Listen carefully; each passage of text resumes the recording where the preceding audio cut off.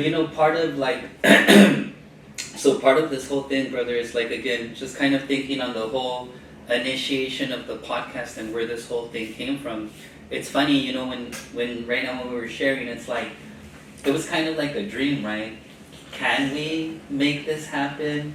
And I know it was in the peer leadership team meeting where like a community member mentioned like, hey, have you guys ever considered doing something like this? Which put the idea into... Planted that seed. That seed, right? We just looked at each other and go, that's very possible. Why not? And we were like, whoa, I like that thought, And I remember that initially I was like, this ain't gonna happen. Ain't nobody gonna let us do this, This requires work. Like initially I was the one who was like, not being negative about it, but not so certain that this would be allowed. It could be a realization. Even like in pitching it to Manny, even though we had known Manny for a while, it made me nervous, like, I'm going to have to talk to this guy now and try to explain to him why it's a good idea. But here we are, it's 2023 now, going on 2024. So this is going to be our last episode of the year. Wow. It's our 20th episode. So again, in the whole thought of like how we're going to make this a pivotal episode, I just started kind of thinking and really doing like an episode that highlights where we started, what we've done, and we've done some tremendous things. Now we actually have equipment. We have studio audience here who is here to support us with the equipment. I'm no longer running around trying to look behind the cameras and trying to make sure everything's working. With two computers going and keeping everybody rolling. I know. We constantly have our chief here, Mr. Manuel Rosas. I'll try to be here. El Doctor Manuel Rosas. To be here. But definitely, I think we've come a long way. But again, just in like kind of planning this out, I wanted to reach out to you and have you be here because we go back. We go back to the beginning. Yeah. Way back. Share some of that. Three brothers, the three carnales. We were one day. I remember vividly back in the day when we first met Manny in the cafeteria there at the ABC Unified School Districts, and he was right brand new. He came in, and we were there, new co-chairs. We're all together, brand new guys, and he looked at us and said, "Okay, fellas, what are we gonna do? I'm ready, and I know you guys are really born ready." I go, no, man. We need that team, that true leadership team, like the person that can bring us together and take us to another level in life, and especially for DMH, for our loved ones and for all of our peers. And Manny came in at the right time, the right place, and just offered it. He opened up. He's full of knowledge. Yeah. Very experienced. Like you're making him blush. Yes. You give me way too much credit for this. He came in with open arms. And his mind was ready to, let's start, man, let's go, let's be innovative. And we were ready, we wrote down, we have some plans. Yeah, we had some thoughts. We had some thoughts, he goes, okay. And that's how we sprouted, it was a dream come true. Which is a shameless plug for our SALT, which used to be the SAC. So for those of you who don't know, the SALT meeting is a Service Area Leadership Team meeting. Right. And what we do there is we kind of get together, bring community members and providers together to share resources, information, but more so I think to try to get on the same page, try to have everybody be in tune with what DMH is doing and us be in tune with our community and our providers. Yes. And our grassroots nonprofits. Yeah, that correct. It's particular to the service area because we want all of our partners, whether they're schools, DCFS, NAMI, but also our community members. So it's consumers, consumer advocacy groups, family members, people that are just passionate about mental health or curious about mental health. I think it's something that it's all encompassing, but it's tailored to be more specific to each service area. So each service area has their own SALT committee, their own SALT meetings, and I don't think any two are ever alike. Because the composition is very differently. Yes. I think the needs that we talk about are very differently. Yeah. And that's how we that's where we get the information on what our future goals are going to be, like what areas are we going to target. That's where we had community members bring up the idea of the podcast. We had people talk about a peer resource center, which is where we're at now, the needs for more services, an urgent care center, all of that has And been, the first one in the county out in the field is Peer Resource Center, remember that? Which I think it's important what you're pointing out is that a lot of what we've done here in Service Area 7 has been with the guidance and input of the community. Mhm. And for us goes a long way. Absolutely. You know, it spotlights our passion, our commitment to providing those services or trying to bring those things to fruition, Yeah. right? But for those of you who haven't done so, I would encourage you to go to our website Yes. and click on that little link that says Salt 7, and this way you can learn more about the salt. We're starting to have our meetings more in a hybrid format. That means you can join us in person, and sometimes we have food. We have special guests, Santa Yeah. Claus. I'm just Yeah. kidding. But There's Santa Claus here, he's off duty now, it's I'm after off Christmas. duty, I'm on vacation today, but what the heck, you know? I yeah, did my work. but not to derail like the whole conversation. I Yeah. think like again, it's our 20th episode, so yay! Yeah, that's awesome. I remember saying things like, "I never thought we'd get to episode number 5." Yeah, Yeah. You know, we've Wow. come a long way. I think too, for me, it's you know, sometimes it's a good thing to stop and smell the roses. Like, you know, you're just moving forward, not even looking back. And when I was preparing myself for this episode, I went on YouTube to look at some of the old episodes and try to kind of figure out. And it's funny. Wow. It's interesting to see, like again mentioning, when we first started shooting this podcast, we had no gear. We were shooting this completely virtually yeah. Right? on Microsoft Teams, and for those of you who do editing Teams is horrible for multiple reasons. And let's be honest, the picture quality was not great. Yeah, it was horrible. Grainy, Yeah. the sound was off. Sound was off, Yeah. you know, it was, And I mean, we didn't feel as comfortable having conversations. You could tell, you know, that made me laugh too when I was looking at the videos. I'm like, you could tell like we were kind of nervous and all over the place. But we came to this point where we are now, which I'm super grateful for, and I think the communities too, because one of the things I realized is looking at the views of the podcast, they continue to get views, we continue to get follows on our social media, which is a really good thing for the service area, and it kind of speaks to the inception of the development and where we are now, which kind of makes me really proud. But why don't we do introductions? I know I briefly said your name, but Rick, why don't you introduce yourself? all right, well, you know, I'm Rick Pulido, the one and only. I've been around NAMI, just from my background a little bit in my family life too, 15 years now. And I always tell my brothers right here that I'm about ready to retire. I'll be 70 this year. So, you know, I may or may not. They won't let me. They keep pulling me back in.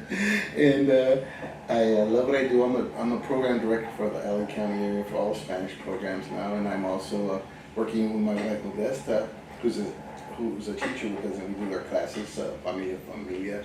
Out in the community, we just finished one out in San Jose church out in Hawthorne.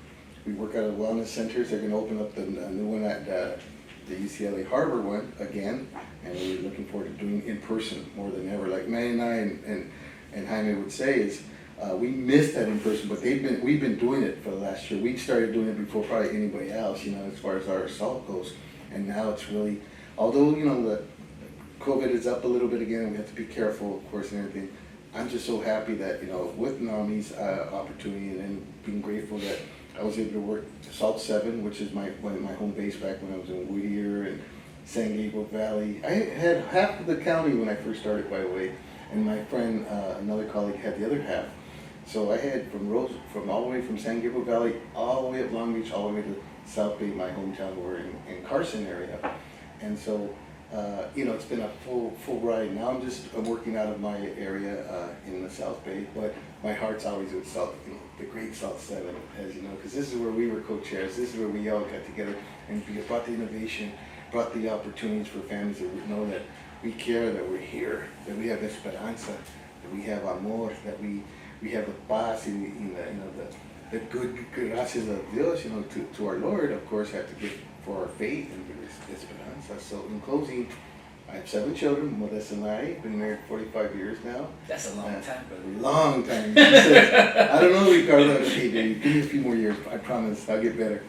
And then she's like, laughs, and we have grandkids. I just had a new grandson. My son Isa got married last year. And Congratulations. Congrats. thank you. And little Noah's here, and looking forward to seeing him sprout and grow with us in our NAMI family. Who do you want to pass the ball on to? I think I'll pass it to you, Jaime. I let Manny be last because he's gonna have a lot of great words, and I'm just thankful. I'm just thankful that you know what, that you know Jaime and Manny have been my colleagues all through this, and that we've grown together, and we've had our rough times back and forth with COVID. Not to bring it up again, but through a lot of stuff that has passed through our lives, me going on, moving on, and the gentleman here now moving on, growing. We're all promoting. We're all doing the same thing, and that is working for our community. So here we go. Man, I'm sorry, Jaime. Oh no, my name is Manny Rosas. I'm You kidding. look like that. That's good. So my name is Jaime Gomez. I am the Peer Resource Center, Service Area 7 Peer Resource Center Supervisor. Says it on my badge. I'm not just making that up. And I'm grateful to be here with you. Haven't seen you in a long time. I'm with Manny. Trying to make sure we stay on recording these podcast episodes, but I'm gonna pass it on over to Mr. Rosas. Okay. Manuel Rosas, Service Area 7 Chief. Yeah, I'm always having to remember also what's my title. Where's your badge? Like, Where's your who am I right now? What am I doing? But yeah, I've been here with Service Area 7 now for a few years. Yeah, one of the first times I think when I had first started, I think it was within my first week coming over to 7 as the chief, was participating in the SALT. Yes. And back when we used to be at ABC and having, I know back then we had Mike Marcos was also one of the co-chairs. Yeah, Michael, yeah. And it was like an introduction, and then it was like, so, what are we gonna do to make the service area stronger? And it was like, well, and I remember because I was like, okay, so then we're gonna start off with this conversation. I was like, why don't you guys tell me what we need to do? I mean, you guys have been here. What is it that we need to do? What was my body language? My body language was this. Who is this guy? Yeah. I don't like him already. Yeah. Well, because I was just like meeting and greeting. It's like, Yeah. I'm not even sure I had started yet. To be quite honest, you I came to think visit I was us. coming Yeah, in they were like as in the the process. new. Yeah. Right. I was finishing up as the chief for countywide specialized foster care. I was coming over to Service Area 7. Yeah, that's right. Yeah, and just kind of like doing introductions and getting to know the lay of the land and all the key players and stuff. So, but yeah, I mean, we've definitely come a long way. Yes. I think one of the biggest things we did, and the PRC's been a part of that, is in rebranding what mental health means. Absolutely. You know, Right on. when I came into the service area, one of my things was, and I try to be as hands-on as possible. That's always been my approach. I went out, I met with all of the staff at our clinics, with our contractors, with our faith-based agencies, local city leadership, met with almost every city council in our region. Yeah. And a lot of the stuff that came back was a lot of non-DMH entities didn't know where mental health was. People didn't know where a mental health clinic was. Some people didn't even know, some cities officials didn't even know that there was a mental health clinic within their own city. Yeah. So a lot of our work was, okay, we need to get the word out, we need to connect with the community, we need to rebrand what mental health is, because there's also this stigma around, and there still is, let's be honest, there still is around mental health. But really, I think educating the community that, you know, talking about mental health isn't the same as talking about mental illness, right? It's Big difference. Mental illness is a part of it, yes, and that's community we serve, but we also work to promote mental health and well-being, like you were talking about, recovery. Yes. You know, and I think instilling hope in the community and letting people know that mental illness isn't something that it's like they say, it's like a life sentence or a death sentence, like it's it, you know, it's like, no, we have a lot of people, like what you were talking about with your own children, you know, Yes. who are thriving, you know, and let's be honest, mental illness touches everyone. It doesn't matter what color, what ethnicity you are, how short, how tall, how young, how old, how rich, how poor.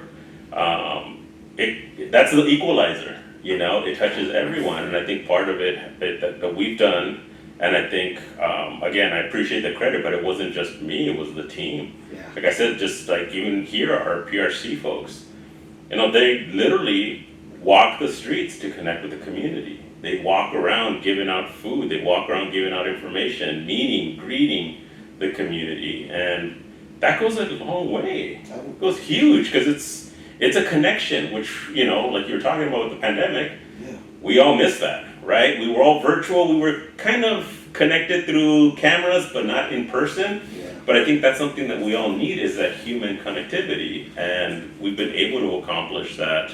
And despite, all the stuff that's been going on in our society, I think our service area has really been thriving. I think so. I agree. You know. I agree totally. The innovation too that Yeah. our team has brought to the table. Oh, yeah. It's just speaks volumes. And being out in the community, I still remember having the conversation before I took the role and talking about what the PRC program was going to look like and what we were going to do.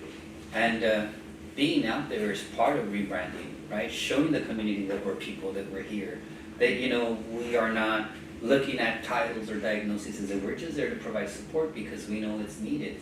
But also, again, looking at what we've done. Through all these things that have happened within the last few years, COVID and whatnot, and all these things that continue to happen, we have a podcast, Yes. right? We're on episode number 20. I mean, Wow. just think, looking at that, I think, I'm the type of person who just works, and never takes a moment to look back. And when I did, I had a big smile on my face, and I'm like, wow, we did this, we made it happen. You were part of the first initial episodes. Yes. And again, that's big because if you think about it, it was part of rebranding again. Yes. I've said this all the time. I was I provided services or was in mental health for 18, 17 plus years. A long time, right? Never had I seen any provider or the department have a podcast, put themselves out there like that. We took a monumental leap of faith and risk, right? This could have gone horribly bad, and Jaime would have been out of a job. But Thanks. So you're very humble, Jaime, but I gotta tell you, our team, the DMH family, the young folks that we have with us in our midst right now, has shown me that this is what DMH is about. This is the family that Manny and I and many other people have talked about, from Dr. Wong up on top, Dr. Sharon, Dr. Southers. He's been through more directors than I have, but the three that I've been through, I can tell you, each one brought something to the table. They tried, to do a change, or like you say, rebranding a voice or message. But some were more stronger, and now the strongest is Dr. Wong. She has her arms open. She's way out there in the innovation part of our PEI grants, part of our WSS grants, our CSS grants, all the different funding that we get from the state, from the federal, all the way down here. She wants to make sure it goes into the grassroots, into the homes, the unhoused, the ones that are out on the margins, the ones that don't have a voice.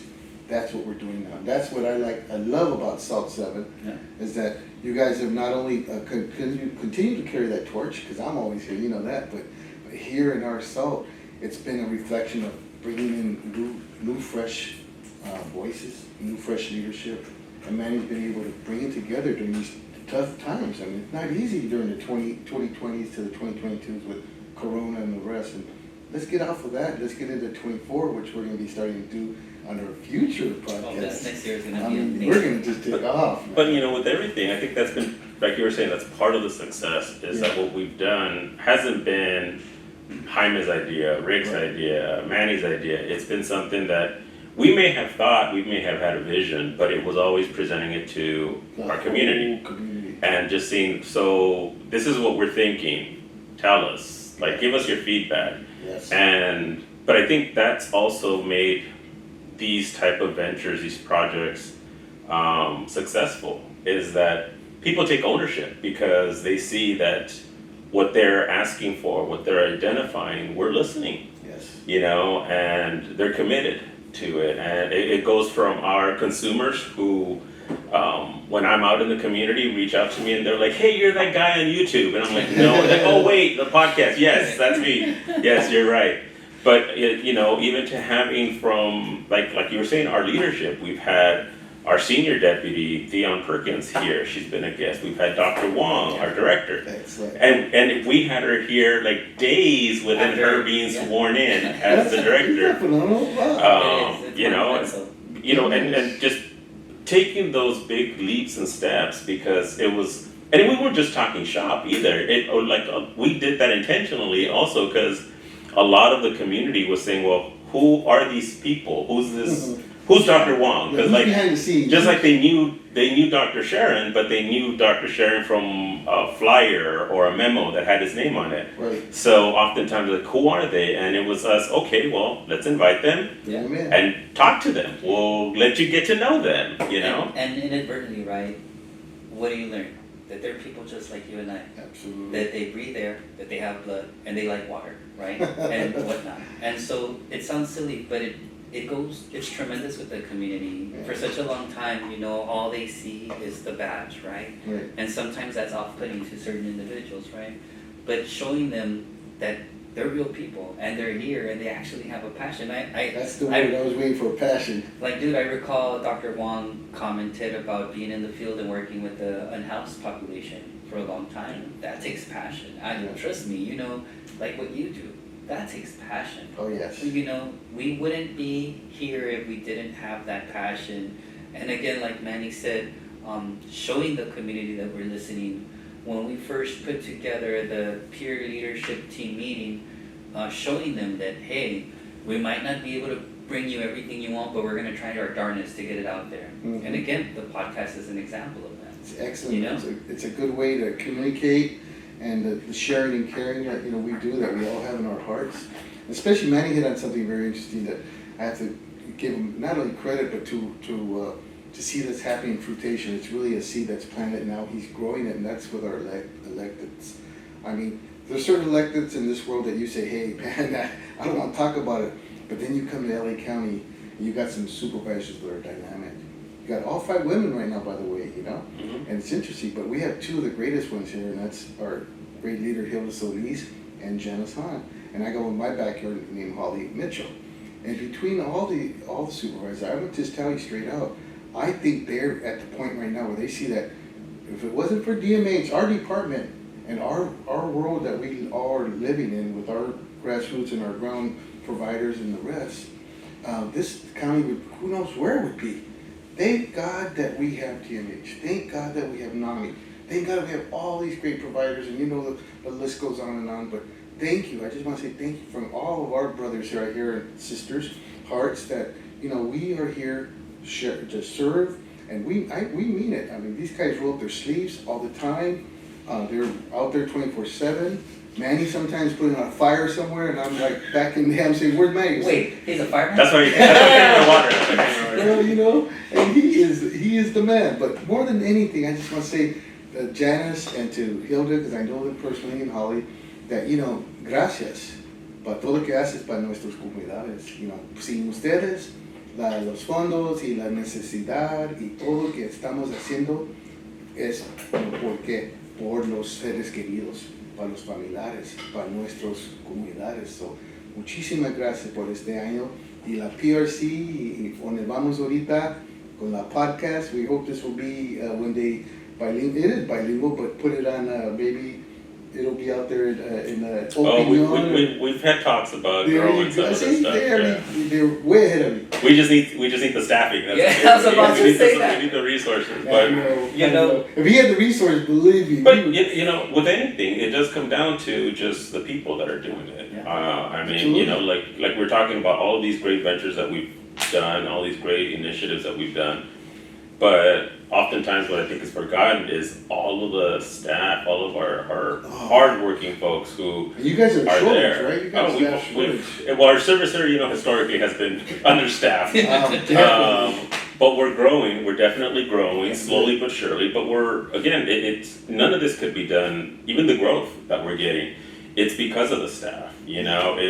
It's all from our social workers to our MFTs to our psychologists, our psychiatrists, our case managers, our clerks, our staff assistants, who they're answering the phones, making the copies, doing everything, our financial workers.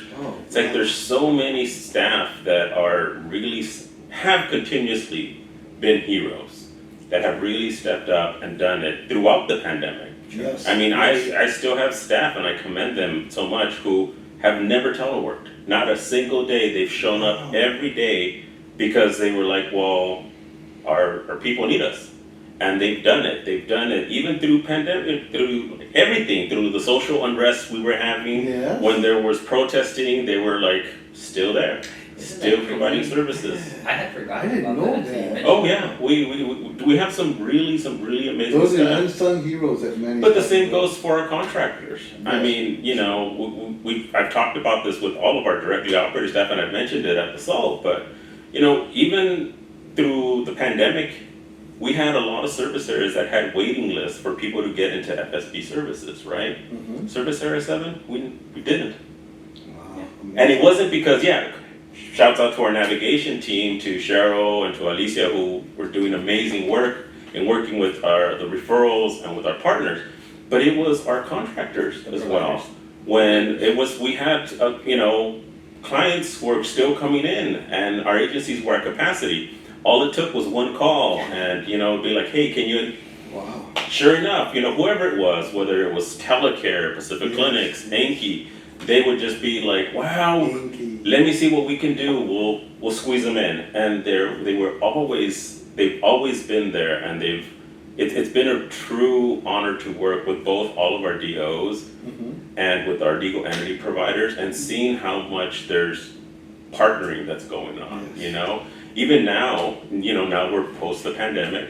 We're talking about like even doing case consultations for these like FSP clients to see, okay, what can we do to support our providers, whether county directly operated or legal entity contractor, in making sure that our most needed, right, the clients, are getting the supports that they need, whether it's housing, whether it's benefits establishment, more independence. What is it and how can we think of things differently? And again, it really speaks volumes to me, and it's an honor and a pleasure really to work in this service area. One, I grew up in it, so I was born and raised in East Los Angeles, but really seeing just the fact that everyone who works here still cares. Yeah. Yes. And all of the new faces, you're seeing some of the new faces behind the scenes, Oh, yes. who still, they bring in that passion and even like bring in new ideas and from their own experiences, bring that into this, and it pushes us. To me, it's I like it because I almost take it as a challenge. Like, Yeah. okay, Keeps so the accountability up. And yeah, everything what are else. we gonna do? How can we continue to improve things for our community? And what reminds me Well of is like said. through all that strife, brother, like coming up with like the maternal mental health, which is now perinatal mental health, Uh-huh. doing things like that. We had a podcast on that, I think it was episode 7, where we had some of the experts in the field come out here and speak on that and kind of educating us. It shows how much passion there is and how much the staff keep doing. We continue to develop new things. Look, tell you right now, it'd be very easy for me to say, that's it, I'm out of ideas, no more, it's over, I've given it all, but no. We've only just begun. Yes, we've But only even just begun. from that, from having the discussion about perinatal mental health and maternal mental health issues, that also brought up the discussion at some point where people started to approach us and saying, well, what about the fathers? What about men's mental health? Oh, And I was we just were looking all, at that. we were Yes. like, well, yeah, that's a valid point. We haven't really thought about it. And it pushed us to, okay, well, Jaime and I talked about it, and unfortunately, he never got staffed with a clinician, and we were short-staffed with clinicians who are all seeing the growing caseload. So then I said, well, I'm a clinician, I'm a trained clinician, so let's do the group together. Do it. And we co-facilitated it, and Which- it's It's a grown. successful group. Yeah. Every time, I was just telling the girl, sorry, every time we have the group, I swear to you, one of the participants always says like, either like, oh, I love being here, or like, can't we do it more often? And I'm like, I wish I could. I wish I had enough time to do all these things, but it's part of the passion, it's part of rebranding. Absolutely. It's part of what Manny said too, like the great staff who have that passion, who don't give up, who are like, you know what? I know I'm busy, but let's do it. It's a challenge, to bring this to our community. I think like even, just to go back a little bit, when I am out there, I am often reminded of like my mom or my family, and you see people really struggling. And so we can give a little bit back. To me, it's huge. At least for me, it's a huge deal. And being able to share this now, like through the podcast, right? 24 hours a day, people can access our silly comments or the information, the resources we bring. We've had all kind of programs we've highlighted here. I want to say we had when the crises, what is it called now? What is this? It's Alternative crisis response. alternative crisis response. We had them out here. Mhm. We had, are you kidding me? We did a podcast on men's mental health. We had a whole event in the service area on men's mental health, which was huge. And that's growing now because of your efforts throughout the county. Well, because we just started talking about it, and there was growing appreciation. I mean, we joke about it. The first time we did the men's group, it was Jaime, myself, and one other community member, and we were like, "Orale, this is probably not going to be that successful. Let's give it a couple more tries and let's see how it goes." And Yeah. slowly but surely, we went from 1 to 3 to 4 to we've had as many as 20 plus, young men. We have some men that are still joining us from out of state because we do it remotely and in person. Yes. But then we started doing like the picnics, No, the right? outings. The Those are outings. awesome, yeah. Oh, outings are important. And yeah, but it's seeing folks coming together and being able to connect, Taking their guitars. I brought my chessboard the other day. The guitars are sitting there playing music, just relaxing, enjoying the food. It's part of self-care, it's That's part right. of stability. The holistic approach. Well, and that's where the June event sprouted from. We were talking about, okay, so June is Men's Health Awareness. So mental health is a component of that, but Mhm. we could also bring other resources, whether it's, primary health, to do health screenings, right? So we brought all these other supports, and we did that event. We partnered up with Supervisor Hahn's office Yeah. and with the city of Southgate, and it was probably one of our largest events. We had thousands of Yeah. people He's not show right. up. He's not. And still, the mayor from Southgate will still be like, "So, we're Didn't I doing the event again." Didn't I right? see you on TV for Southgate Christmas You probably parade? did. Was that a bar? I Oh, thought I that saw. was more I said, recent. That was more recent. well, yeah. recently I saw it. I'm saying. That was the more recent There's event, our yeah. Grand Marshal. That's Manny. She was Yeah. like, that's my partner. Yeah, well, and what was interesting, even with So that, cool. it's like to be asked to be the Yes. Grand Marshal, and I was like, you're kidding, right? Like, I'll be part of the parade, sure, not a problem. We've done that Yeah. once before, but for them to really highlight, and even like Yes. once reaching the stage for them to talk about mental health, Yeah.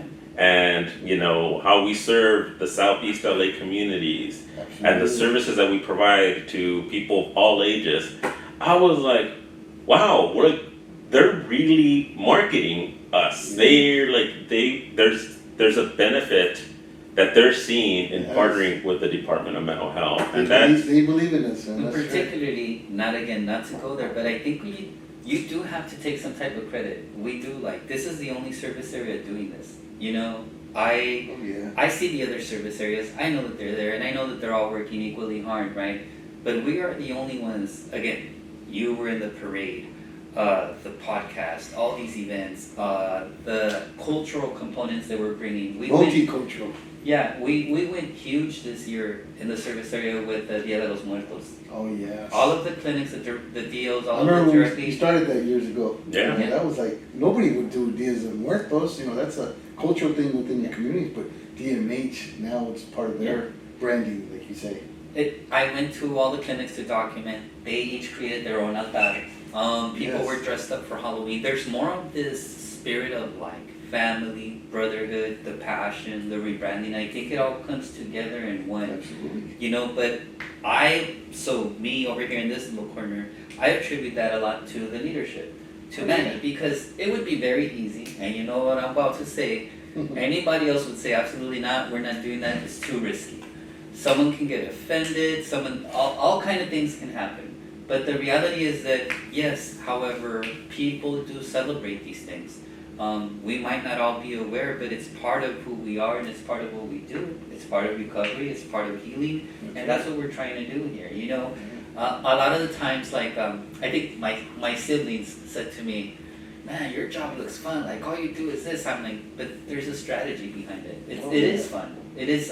It's You put the fun in it, but it's hard work. absolutely." And like Manny said too, if you enjoy what you do, you never work a day of your life, right?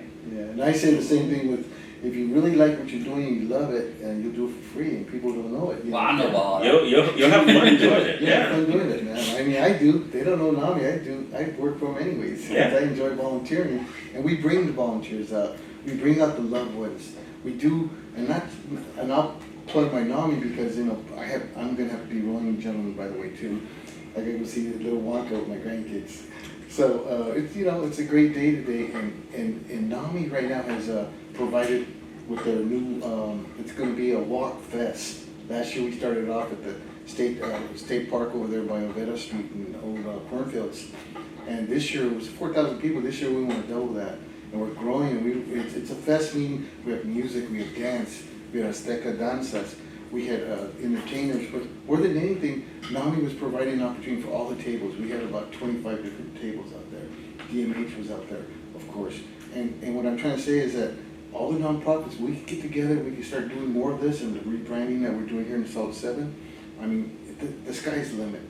I'm enjoying it immensely. I know we're gonna be in good hands one day when I'm ready to relax. But I'll always come out. You know, you guys invite me. You know, You're here I'll come now. out. I'm here now. And you just have, I always tell Manny and Jaime, I'm a phone call away. I wasn't sure if you would answer, by the way. I know. I texted you, I'm like, I wasn't sure, is he gonna answer me? I You know, hope he I'm on does. vacation. I said, I'm gonna answer my brother. The man called, if I could be here, I'm gonna be here anywhere. They know if they want me to guest speak or they need me to do something, or just to hang out with them and we you know, leave the office and have lunch or something. That's what it's all about, you know, sharing and Yeah. caring for each other and giving hope and giving a good word. So I'll leave you with that for this year. Happy New Year's to Thank everybody. you. God bless you. And 2024 is we're just gonna have a lot more. We're gonna be just launching on our Dude. success for our clients and our families and our loved ones. Talking Process. about passion, I appreciate the fact that you took time out of your vacation to come here on a Thursday, right before New Year's, to come and do this. I'm super grateful. I love it. And like I said, don't worry about it. I'll edit it in and edit it out so that it looks like we had a great time. which Great we are. time. Yes, absolutely. But Thank you. The way you want to put it out there, I know I'm in good hands. Mhm. And the way we go forward, Mhm. adelante, is because we're three brothers and working for Yeah, the greater greater cause. And our county, we love it, and we look to expand our horizons and innovation. Here we come, man. Say hi to your family, to Okay. Melissa, to your son, to your great family. Hi, Modesta. Hi, family, and mostly to my new grandson Noah. God bless all the children out there and all the babies. And I'm just so grateful to be here today and enjoying this time together with our PRC and our podcast. That all of you guys know how much. Hopefully, the world will know that this is DMH at its best. Devoted to mental healing. Oh, and it's partner.